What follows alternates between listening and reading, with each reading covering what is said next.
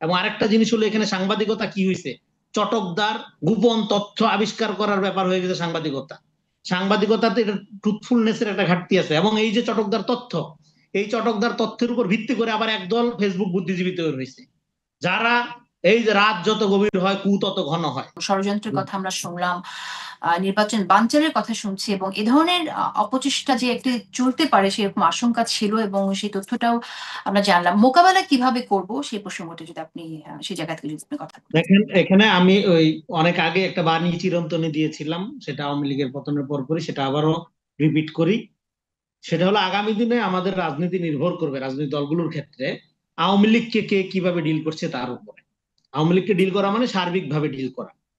বিখ্যাত একজন আপনার সমাজবিজ্ঞানী, আপনার ওই যে মাহমুদ মামদানি, জোহরান মামদানির বাবা, ওনার একটা থিসিস আছে, হ্যাঁ, ভিকটিমস বিকাম কিলার্স। এবং বাংলাদেশের মানুষের একটা দুর্ভাগ্য হলো তারা একটা ফ্যাসিজমকে এতদিন রাজনীতি মনে করছে। ফলে সমাজে আপনার পলিটিক্যাল এডুকেশনের দরকার আছে।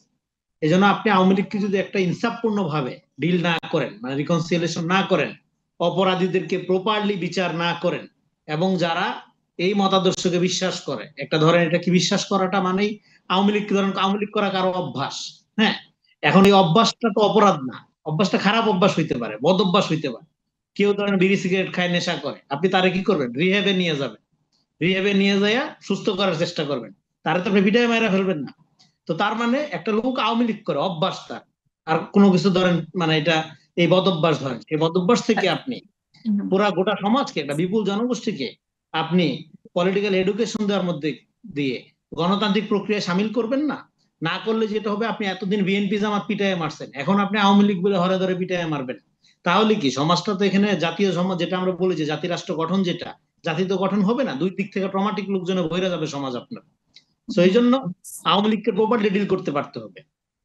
আর আওয়ামী লীগকে প্রপারলি ডিল না করে এখানে এই যে আজকে যে চারদিকে অস্থিরতা আপনার, এবং আওয়ামী লীগকে নিয়ে আমাদের এক বছর পরে এই যে আজকে আলোচনা করতে হচ্ছে, আমি মনে করি এটা একটা ইনসাইড জব। ইনসাইড জব মানে হলো এইটা ক্ষমতার আশেপাশে যারা আছে, এই এবং এই ক্যাবিনেটটা এমন ভাবে গঠন করা হয়েছে যেখানে আওয়ামী লীগের এই ধরনের পলিটিক্স এর ব্যাপারটা আবারও আলোচনায় আসার সুযোগ হয়। এটা 90-এর গণঅভ্যুত্থান যদি আপনি দেখেন, সেই গণঅভ্যুত্থান অনেক বেশি ফেস্টিভ ছিল, অনেক কবি আমরা পাইছি 80-র দশকে, অনেক মানে আওয়ামী লীগ বিএনপি বামপন্থী সবাই মিলে একটা ফেস্টিভ অভ্যুত্থানের মধ্যে দিয়া স্বৈরাচার এরশাদের পতন ঘটানোর পরে সে এরশাদকে ইমিডিয়েট পরবর্তী রাজনৈতিক প্রক্রিয়ায় কিন্তু সামিল করা হয়েছে, সে নির্বাচনও করেছে, কয়েকটা বেশ কিছু আসনও পেয়েছে।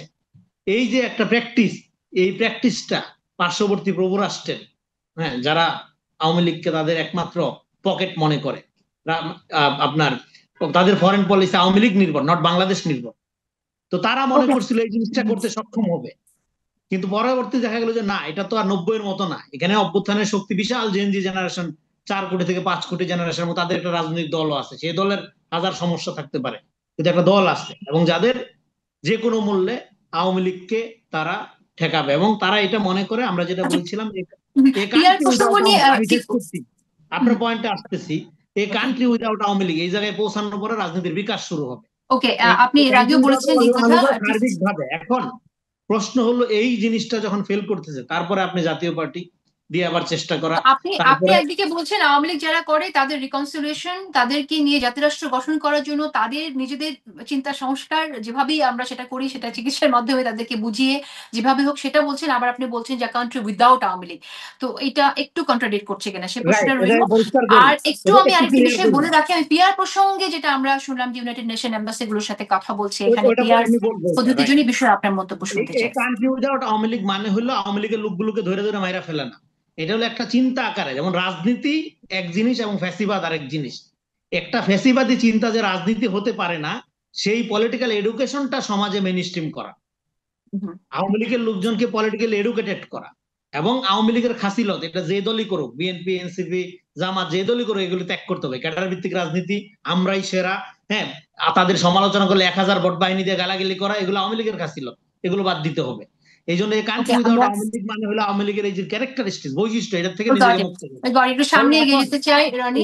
এখন আমি যে জায়গায় আসতে চাচ্ছিলাম সেটা একটা গুরুত্বপূর্ণ জায়গা। এখন এইটা যে করা গেল না, আপনি তার জন্য প্রথম কাজ কি ছিল, ক্রিমিনালদের বিচার করা, সেটা আপনি প্রপারলি না করে এখানে সফট আওয়ামী লীগারদের যাদের যাদের বিচার হইলে প্রপারলি বিচার হইলে জেলে থাকার কথা, তাদেরকে আপনি 5 তারিখের পরে জাতির বিবেক হিসাবে কথা বলার সুযোগ করে দিলেন।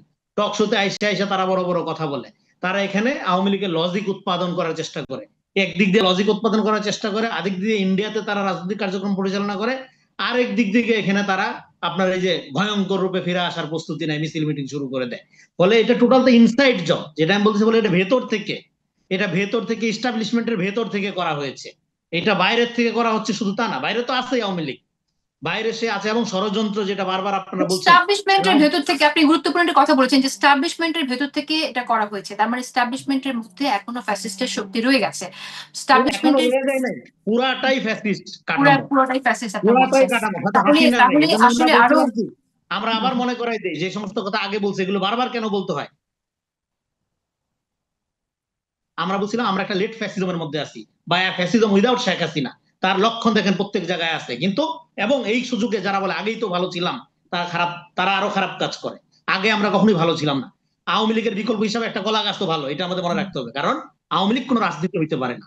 হ্যাঁ, এটা কারণ এই যে ক্যাডার ভিত্তিক, এটা একটা ট্রাইবাল পলিটিক্স, এই পলিটিক্স আমাদের ফেরত যাওয়া যাবে না। এই জন্য আপনি এই কান্ট্রি উইদাউট আওয়ামী লীগ মানে আরেকটা জিনিস হইলো, আপনি যখন ক্ষমতার সাথে জনগণের সম্পর্ক স্থাপন করতে পারবেন, আপনি যখন রিয়েলি গণতন্ত্রকে প্রতিষ্ঠান মিন করবেন, আপনি যখন রাষ্ট্র, রাজনীতি, প্রধানমন্ত্রী এগুলোকে ইম্পার্সোনাল বানাবেন, তখন আর আওয়ামী লীগের ভাষণ করার সুযোগ থাকবে না। ধন্যবাদ ফলে আপনি আপনাকে। রিয়েলি একটা আওয়ামী লীগ মুক্ত দেশ করতে চাইলে আপনাকে প্রথম কথা হলো গণতন্ত্র যদি আপনি মিন করেন, তাহলে আপনাকে যেটা করতে হবে, আপনাকে প্রথমত বিচার করতে হবে। বিচার যেটা ইনসাফপূর্ণভাবে বিচার করতে হবে, মানবাধিকার সবার আগে আপনার রক্ষা করতে হবে, মানুষের মানবিক মর্যাদা ফিরায় আনতে হবে। এবং আপনি যেটা যেটা বলতেছেন এখন গুজব টুজব, এখানে কোনো গুজব নেই, এগুলো হলো টার্গেটেড প্রোপাগান্ডা। গুজব হলো এক জিনিস, যেটা হলো যে আপনি ধরেন একটা তথ্য অনিশ্চিত জেনে আপনি প্রচার করলেন, তারপরে সেটা অনেকে প্রচার করতেছে, সেটা একটা ধরেন অনেক সময় ভুলে মানুষ করতে পারে। কিন্তু আমাদের এখানে যেটা হচ্ছে, এটা ভুল করে করা হচ্ছে না, এটা টার্গেটেড প্রোপাগান্ডা। এটা আমরা কয়েকদিন আগে ইন্ডিয়াতে দেখেছি। ইন্ডিয়া, আপনার এখানে ইন্ডিয়ান মিডিয়া আপনি খুললা দেখেন, এখনো দেখবেন দেখা যাচ্ছে বাংলাদেশে আগুন জ্বলতেছে, আর কিছু না, এটা আবিয়া দুজক, চারদিকে আগুন জ্বলতেছে। ফলে এটা এটা তার ফরেন পলিসির পার্ট। ফলে এখানে আজকে যে প্রোপাগান্ডা নিয়ে আপনারা কথা বলছেন, এগুলো প্রোপাগান্ডা না। এবং আরেকটা জিনিস হলো, এখানে সাংবাদিকতা কি হয়েছে, চটকদার গোপন তথ্য আবিষ্কার করার ব্যাপার হয়ে গেছে সাংবাদিকতা। সাংবাদিকতাতে এটা ট্রুথফুলনেসের একটা ঘাটতি আছে। এবং এই যে চটকদার তথ্য, এই চটকদার তথ্যের উপর ভিত্তি করে আবার একদল ফেসবুক বুদ্ধিজীবী তৈরি হয়েছে, যারা এই যে রাত যত গভীর হয় কু তত ঘন হয়, হ্যাঁ, প্রত্যেক দিন এখানে কু হচ্ছে, প্রত্যেক দিন ও আকার চলে যাচ্ছে। ফলে এই যে একটা ধরেন আবহাওয়া এখানে তৈরি করা হচ্ছে, এই আবহাওয়াটা হলো, এই আবহাওয়ার কারণটা কি? কারণটা হলো এখানে আমরা তথ্যকে একটা চটকদার মাধ্যম হিসেবে ব্যবহার করি, যার সাথে সত্যের কোনো সম্পর্ক নাই। এবং আমরা রাজনীতি, জনচৈতন্যের রাজনীতি কিভাবে কাজ করতেছে, কিভাবে সমাজে পলিটিক্যাল আপনার ল্যান্ডস্কেপ চেঞ্জ হচ্ছে,